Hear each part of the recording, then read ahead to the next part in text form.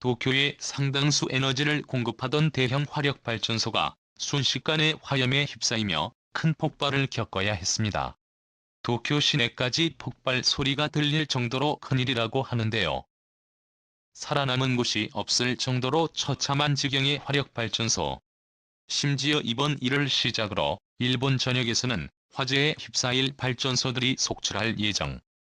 대체 일본에서 무슨 일이 일어났는지 지금부터 자세하게 설명해 드리겠습니다. 고도에 흐르는 강물 옆에 선 건물 연기만 조용히 뿜어져 나오던 이 건물에서 심상치 않은 검은 연기가 뿜어져 나왔습니다. 가나가와현 요코스카에 위치한 요코스카 화력발전소. 구리야마 영옆에 위치한 이곳은 전력 공급의 중요한 장소로 도쿄에 공급되는 전력을 생산하는 중요한 곳입니다. 그런데 이곳에서 검은 연기가 나온 곳이죠. 이유고 이정수는 붉은 화염으로 뒤덮였습니다.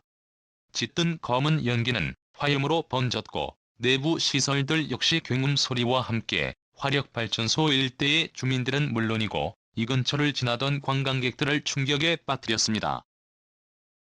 이들의 신관 덕분에 도쿄에서 증원 나온 소방수들은 요코스카 화력발전소 주위에 빠르게 모였습니다.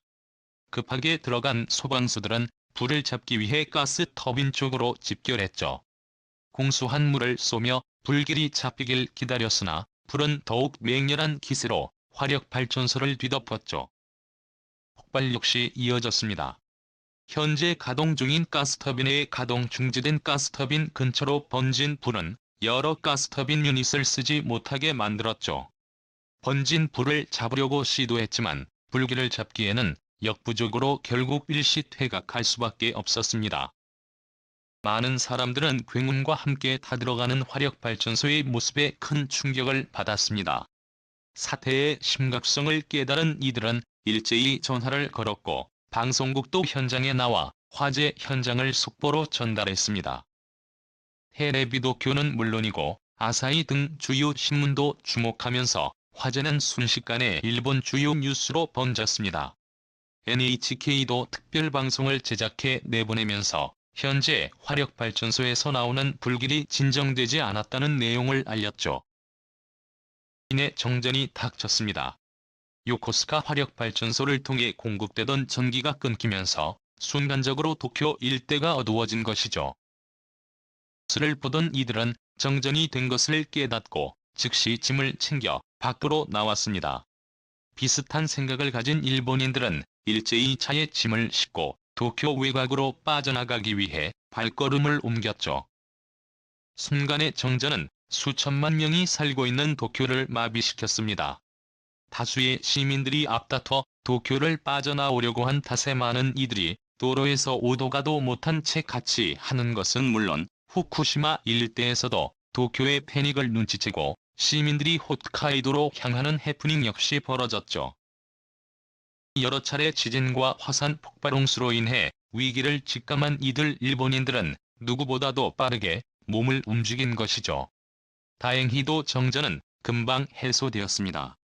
지바와 가나가와현에 위치한 화력발전소의 전력을 공급받아 도쿄 시내는 다시 불이 들어왔고 위기 상황이 해소된 것이죠. 하지만 요코스카 화력발전소는 좋은 결과를 맞이하지 못했습니다. 다행히 인명사고는 일어나지 않았으나 대부분의 발전소 설비가 불에 의해 제대로 기능을 하지 못했습니다. 가장 심각한 곳은 전력 공급을 위한 가스터빈들이었죠.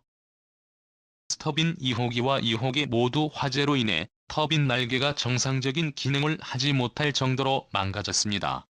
폐기 처분되어 있는 시설에도 불이 붙은 탓에 주요 운행시설들도 화마에 휩싸여 고장났죠. 이 시설을 운영하던 일본 최대의 발전에서 제너는 급하게 기자회견을 열고 현재 피해액만 10억 5천만의 한화로 약 1,308억 5천만 원 정도가 직접적인 피해라고 밝히며 추후 정확한 피해액을 산출해 말씀드리겠다고 나섰습니다. 일본 정부는 이번 사태의 원인으로 무리한 가동을 원인으로 꼽았습니다. 전력 생산 양량을 맞추기 위한 과도한 가동이 오보입증으로 이어지고 이게 화재를 일으키는 직접적인 원인이 되었다는 것이죠. 일본 전체 화력발전소 숫자는 대략 150개 정도로 도쿄 지역만 따져봐도 32개가 넘는 발전소가 밀집해 있어 과다하게 운영할 필요는 없는 상황이었는데요. 대체 요코스카 화력발전소는 왜 과도하게 운영해야만 했을까요?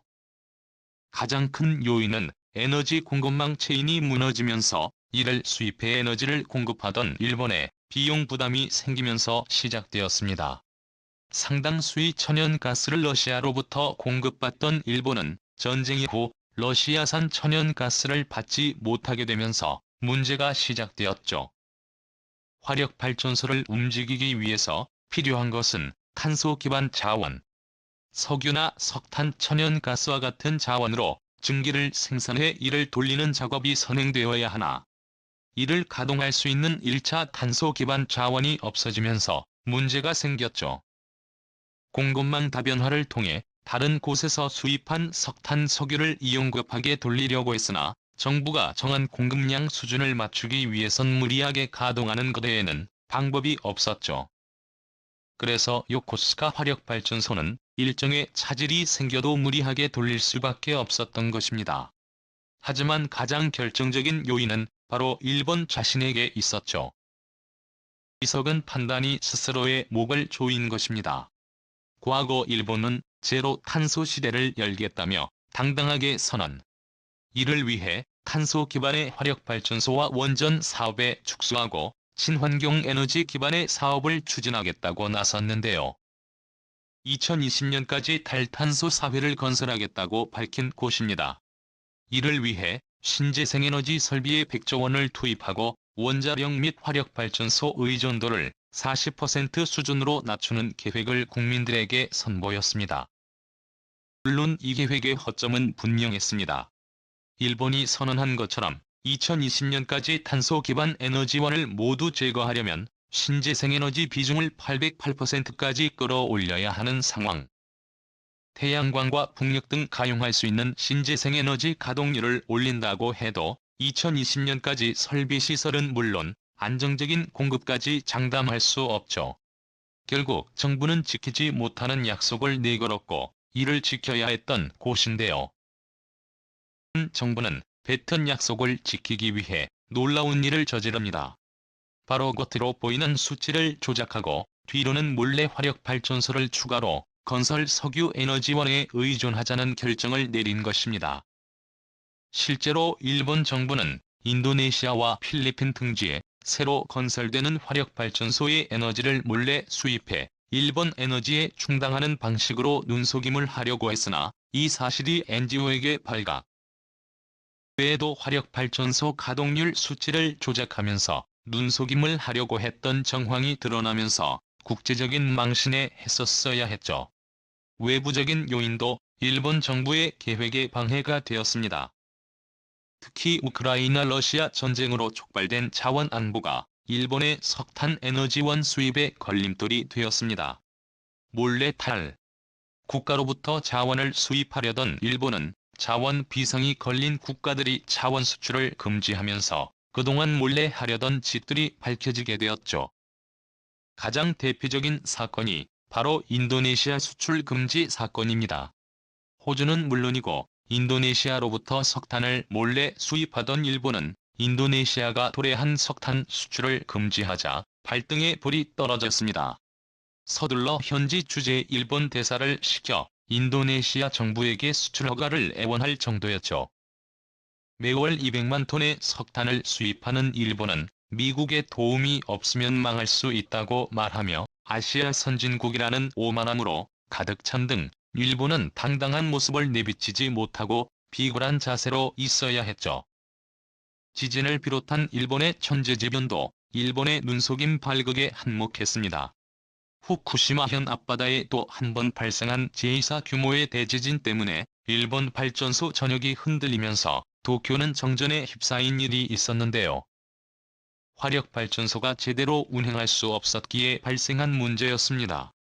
언론에서는 현 에너지 공급 실태를 조사해본 결과 전력 공급 예비율이 3 미만으로 떨어지는 일이 비일비재하고 이를 막기 위해 도쿄 전력에서 노력했다는 사실을 파악했죠.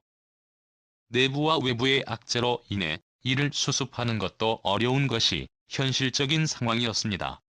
결국 일본은 두 손 두 발 들며 자신들의 눈속임 실태를 인정 석탄을 이용한 탄소 기반 에너지 생산 시설을 포기할 수 없다며 다시 과거로 돌아가겠다는 폭탄 선언을 하게 됩니다. 그러나 이 선언대로라면 일본은 더 큰 문제를 안게 되죠. 요코스카 화력발전소가 전력 수급을 맞추기 위해 과도하게 가동을 해야 했지만 시설이 노화되지 않았다면 충분히 버틸 수 있었습니다. 문제는 2011년 대지진 이후로 일본은 신축 화력발전소 건립은 물론 개발에 돈을 투자하기보다 친환경 에너지 사업에 많은 돈을 투자했죠. 그 결과 대부분의 발전소들은 노후화된 상태 그대로 남겨진 상황. 친환경 인호주로는 에너지 수급을 맞출 수 없기에 폐기되거나 노후화된 발전소를 다시 재가동하며 에너지를 충당하려고 하나 이미 노후화가 진행된 가운데 과도한 작업량은 발전소 수명을 더욱 단축시키고 있습니다. 그래서 나온 최악의 결과가 요코스카 화력발전소 화재였죠.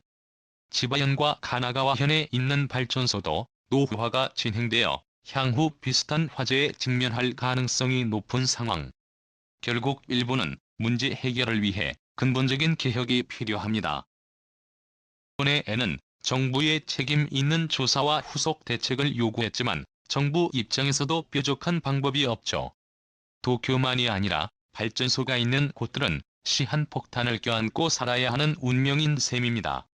과연 일본은 이 문제를 어떻게 해결할 수 있을까요? 시청해주셔서 감사합니다.